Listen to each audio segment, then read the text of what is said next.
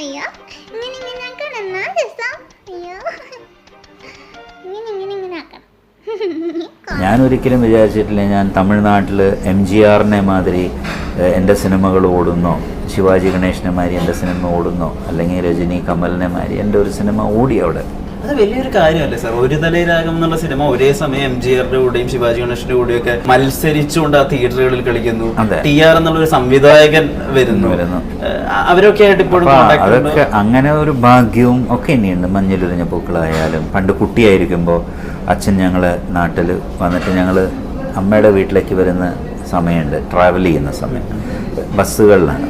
അപ്പോൾ പല ബസ് സ്റ്റോപ്പിൽ നിൽക്കുമ്പോൾ അന്ന് നസീർ സാറും KP ഉമ്മറും അടൂർ ഭാസിയും ബഹദൂറും ഇവരുടെയൊക്കെ വലിയ വലിയ പോസ്റ്റർ കാണുമ്പോൾ ഞാൻ വിചാരിച്ചിട്ടുണ്ട് ഞാൻ എൻ്റെ പോസ്റ്റർ ഇതുപോലെ വരുമെന്ന്. പക്ഷെ അതൊക്കെ സംഭവിച്ചു.